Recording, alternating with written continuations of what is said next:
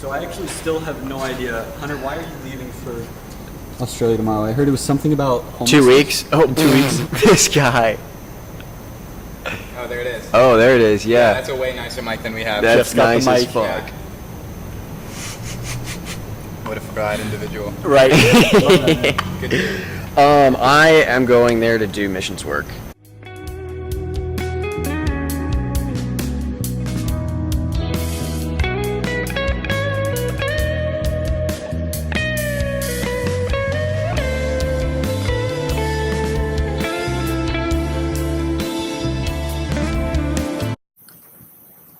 So you lived out in Oregon last year. You're running a Natural Oregon page, and we'll tag that in the description below. But Cool. something that I noticed that you got super into when you were out there, and it's a big reason why you're going to Australia, is surfing. So what is it in specific about surfing that you appreciate? What is it that you like about it? That's a great question. It's very relaxing.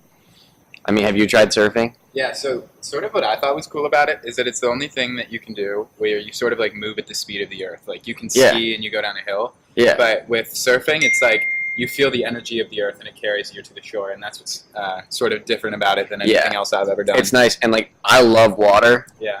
Like I don't drink a lot of water because I don't like drinking water. It's like a weird fun fact about me. Like I don't like drinking water, and as much time as I like spend in the woods and stuff, like you'd think I'd love water, but I don't.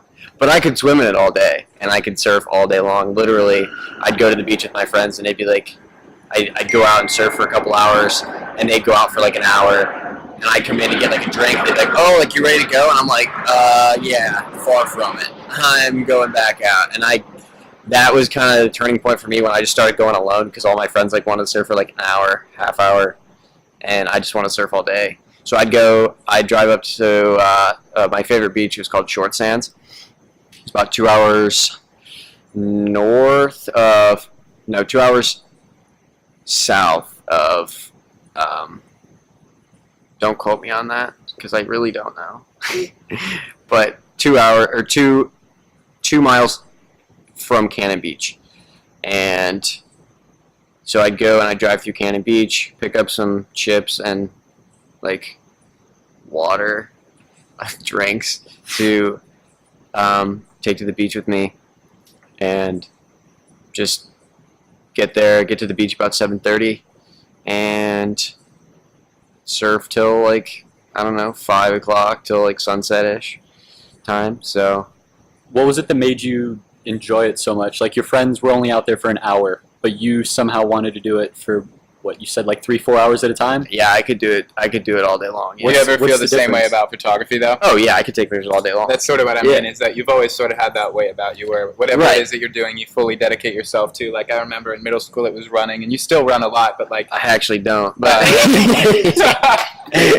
I ran like, I did run a lot in middle school, and I ran a lot in high school, and I ran a lot in grade school. It was something I actually kind of just stopped doing my junior year. I wanted to do photography more and wanted to pursue that more full-time than I was doing.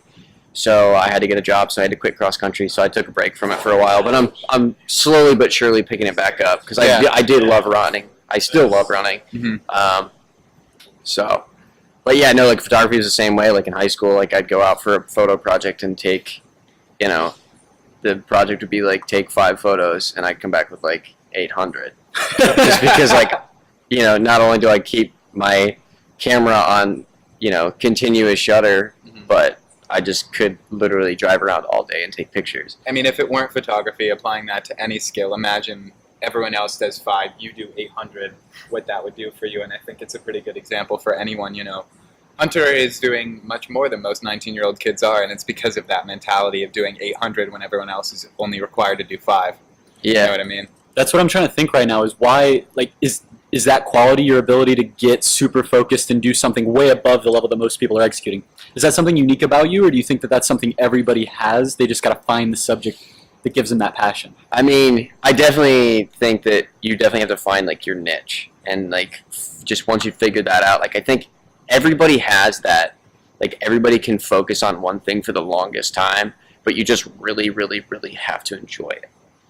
And I think for some people, it takes a while to figure out what that thing is. And like, I was super blessed to find it super early, like freshman year. Like, I got into photo class my freshman year, and you know, most people, because it was very popular when I went into high school. It was very, very, I mean, you know, very, very popular, and it was hard to get in freshman year, and I got in somehow. And it goes to show, though, if you're looking to find something that you enjoy enough to be able to do way more than everybody else who's doing it, you're going to have to try doing a lot of things. Yeah. You got to experiment around. Definitely. Try as many different things as you And can. like, I can't draw. My handwriting blows. I can't sing, can't do can't paint any of the other stuff, but like, I can pick up a camera and I love it. Yeah. But you didn't find that out till you tried them, like drawing. Right. And Oh, yeah, definitely. Yeah. like my first gig when I was down in Houston working for GE. Yeah. It was all cool to work for a big company, but I got there and I realized I hated the red tape, I hated the lack of responsibility and the lack of decision making.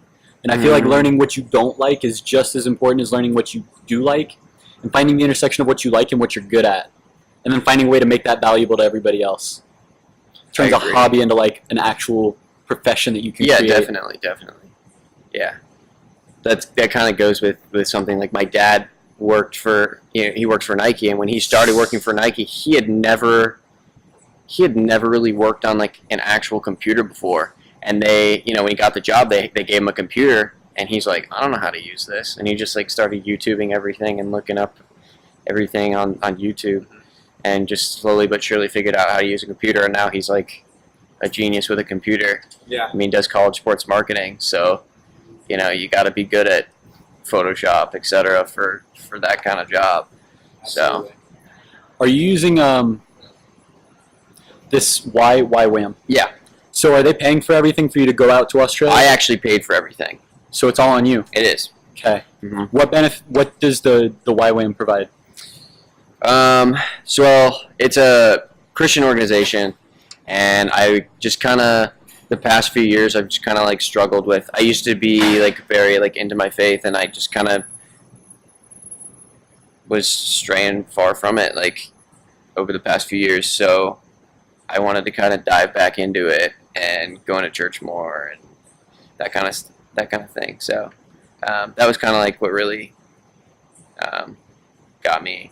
That and Got me being in into Byron Bay, Australia, one of the Right, best surf right. spots in the world. Literally, Is it? yeah. Yes. Oh, it is. Yeah. But So I know, I've never been there, but right. So like only that's heard kind of good when, things. and that was the same location that my friend Nate went to, and like that's somebody I really look up to.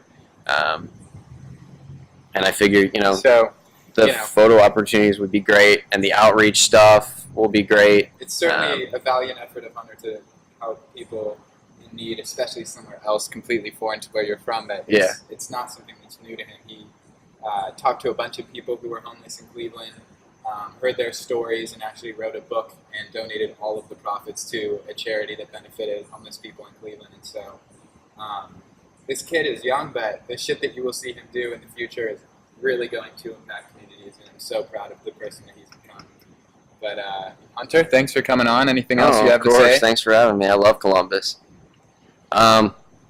Nothing. Just get out there and just explore and just do things for experiences, and don't sit at home and play Fortnite, because I know that's what everybody's doing right now. Well, you heard it here first. We'll see you guys next time. All right. Peace out.